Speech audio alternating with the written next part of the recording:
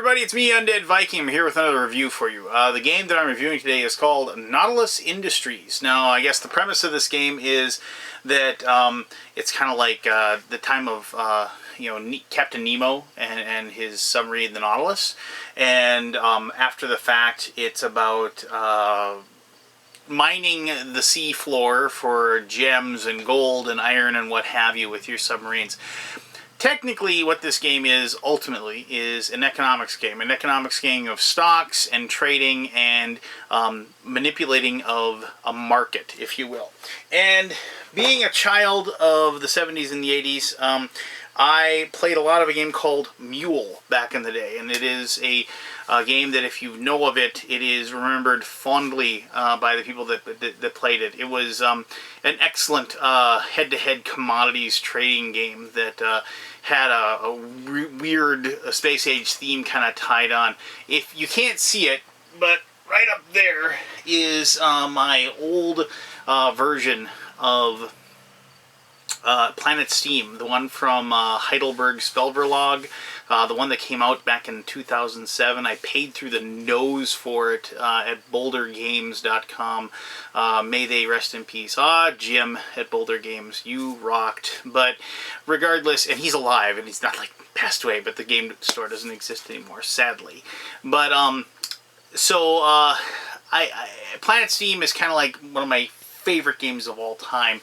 It's a commodities trading type game. It was Mule in a box. And I have a game called Neue Heimat, which is another commodities type trading game. Very, very austere, and they've removed pretty much all the theme from that. And it's just a very, very brutal stock manipulating game. And this reminds me of those games a great deal.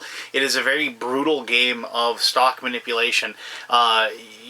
Every action you take is going to be to help yourself out, but also just to stick the dagger between the ribs of the guy next to you as well, and just hammer on them as much as you possibly can.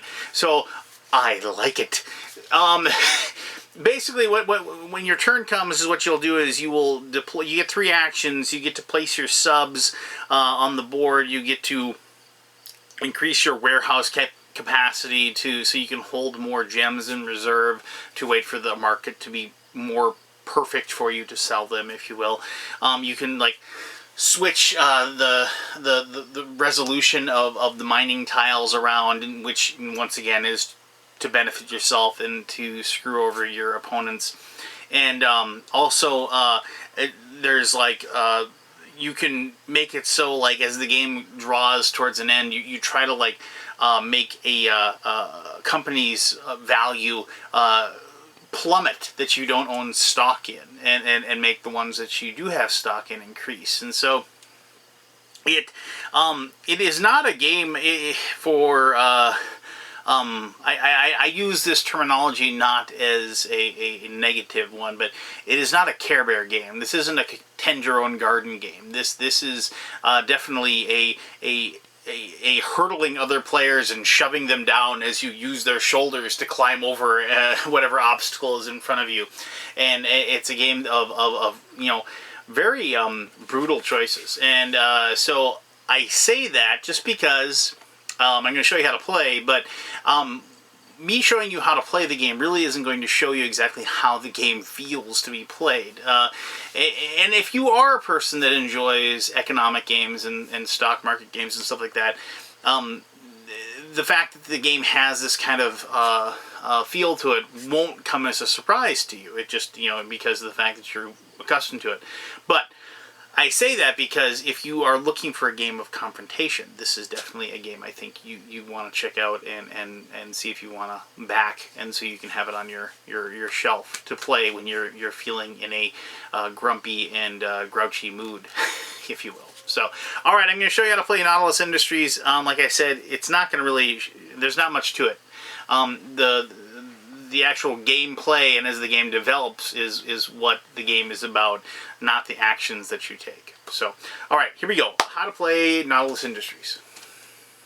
Let me explain what you're looking at here. This is Nautilus Industries.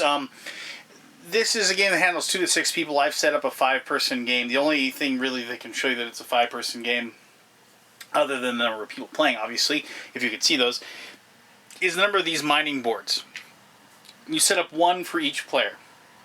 As with a lot of games that deal mostly with economy and stocks and trading, there really isn't ever really a lot of board space, since most of it is just money, shares in companies, and one big like chart that kind of will show that the different companies and also like the value of the commodities.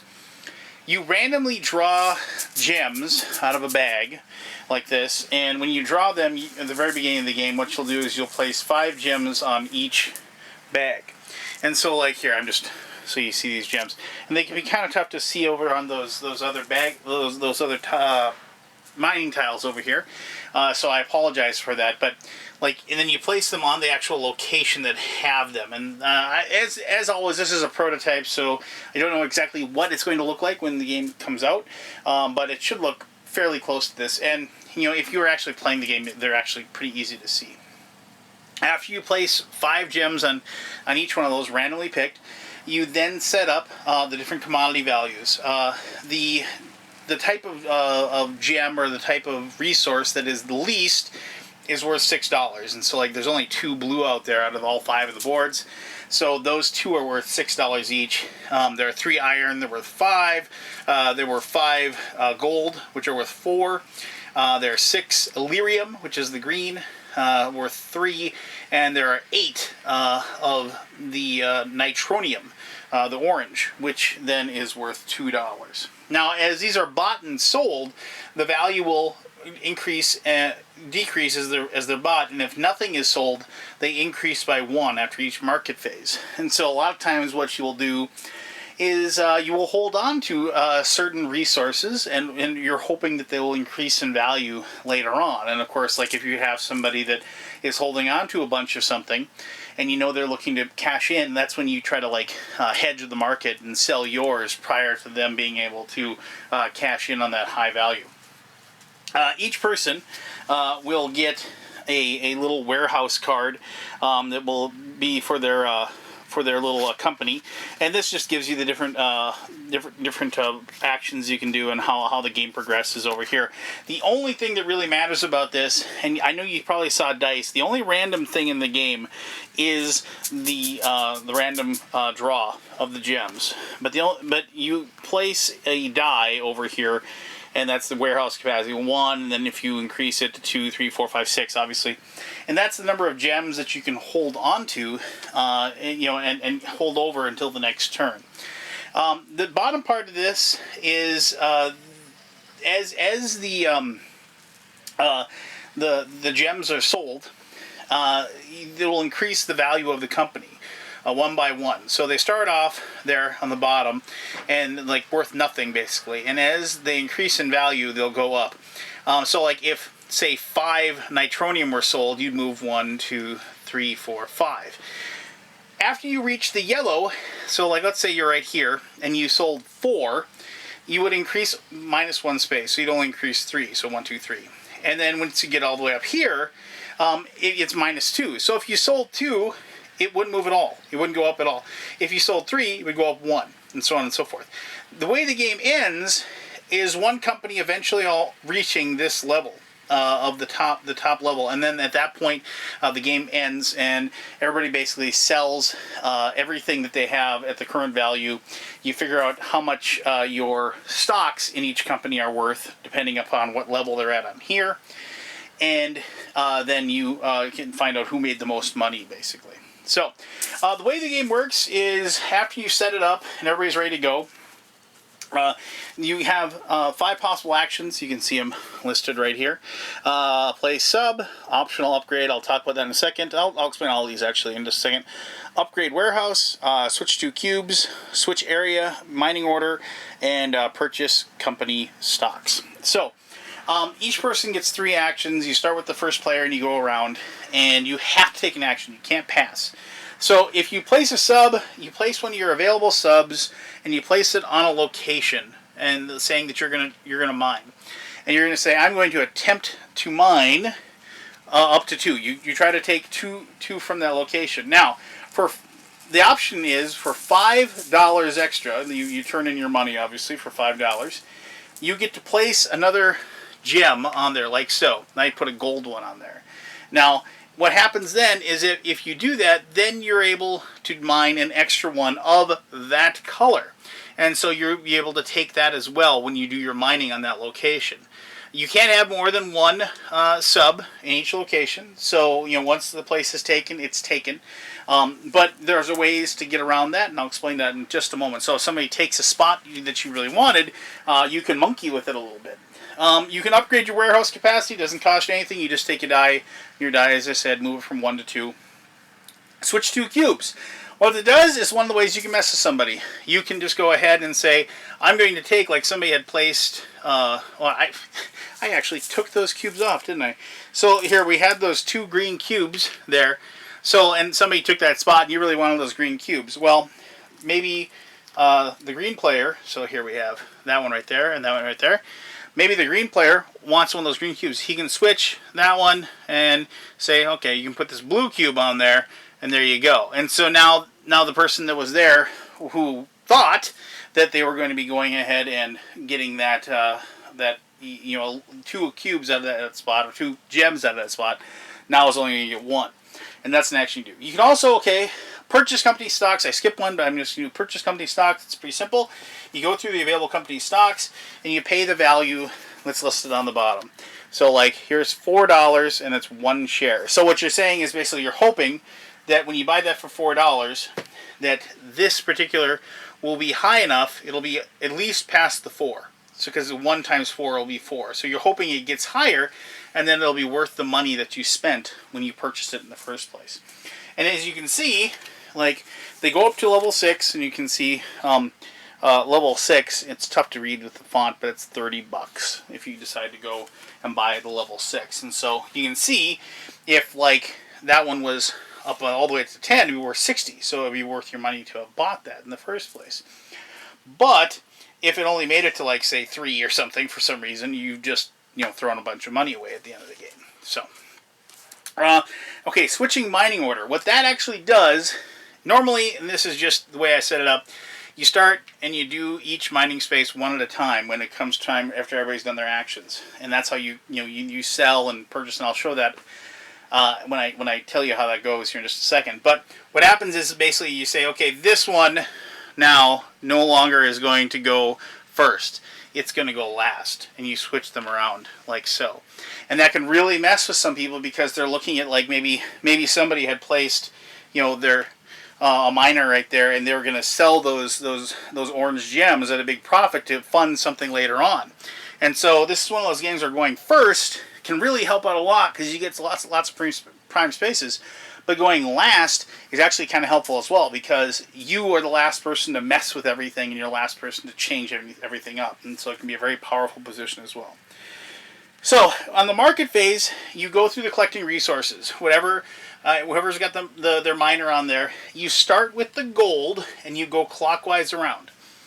So that matters because, say, like like this one here where we have that particular spot, like they, or actually let's go with this one right here. So since this one was on like green or whatever, if somebody was there and they paid the extra money to have $5 extra to like be able to mine a green one as well, you then you're going to take that and you're going to take that green one. And so when it gets around to you, maybe the resources that you thought were going to be there aren't there anymore. And so that's something you have to be cognizant of when your turn comes up, and you start with the gold and you go clockwise on the mining board. And then finally, after that, and you do this for each one of these. You go one, you do that, you collect. Now you're going to sell or hold resources. The stuff that you collected, you either sell it for a profit or you hold the thing. If you have space, you can hold it in your warehouse. And then you adjust the stocks and the commodity values, as I said before. If you like sold blue, it would go down by the number you sold. If you didn't sell something, it goes up by 1. So so like let's say all of these sold 1, they went down like that, but no iron and beryllium weren't, so they move up 1 in the availability as far as that's as far as the cost for them. not the availability, what am I talking about? The availability is probably there. People aren't selling it because they're trying to drive the price up. And then also you adjust the commodity values depending on how many were sold, and you move up the values of those particular companies. After you do, then you do that for this one, then you do that for this one, then you do that for this one, then you do it for, and so on and so forth, until finally you get to the upkeep phase, and then you draw 5 more gems each for each spot. You replenish them. You keep adding. So obviously these are going to pile up as the game progresses.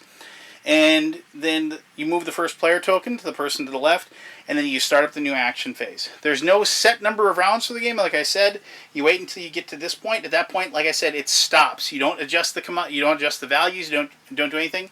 Everybody gets to you still collect the resources on each one, and you still get to sell them for the value that they are right then, but you can't change it. You can't go up or down. You can't alter it in any way. You sell them all.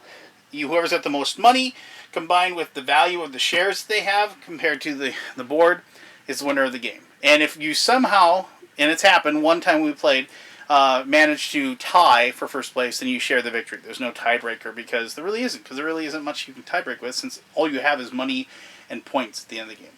So there you go. Like I said, it wasn't going to take long to explain how to play the game. The game is pretty straightforward, but there's a lot going on, and the game is a heck of a lot of fun. But I'll tell more about that in my conclusion, and I'll do that right now.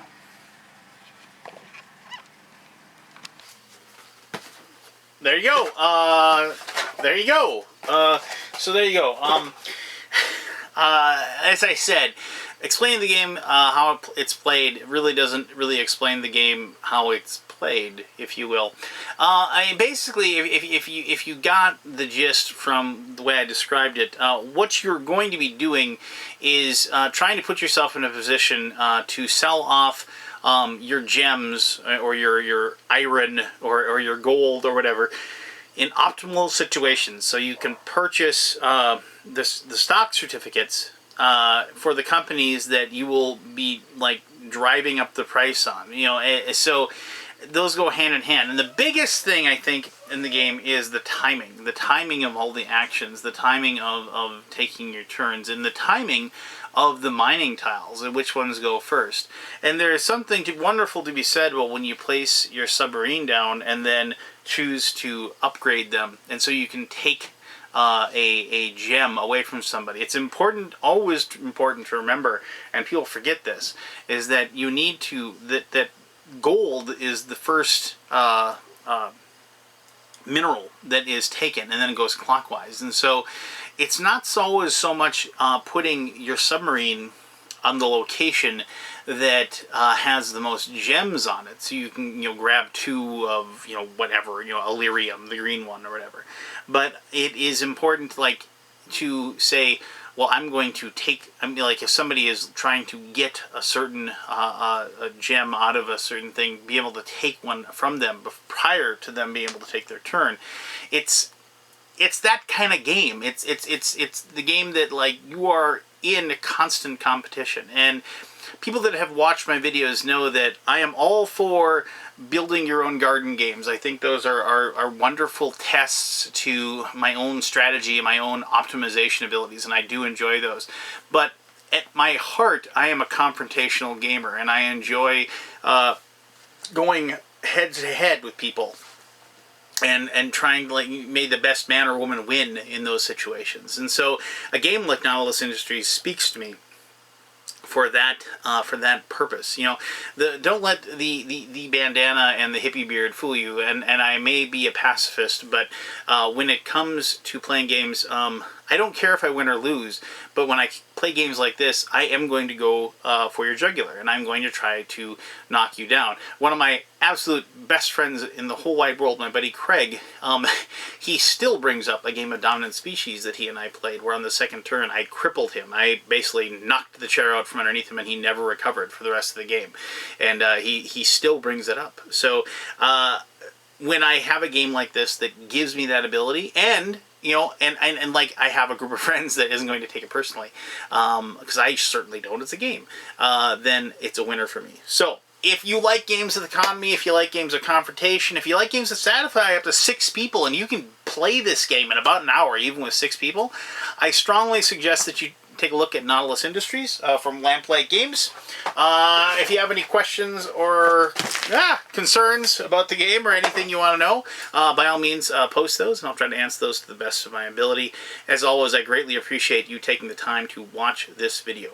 And until next time, you have yourself one heck of an awesome day. All right, bye-bye.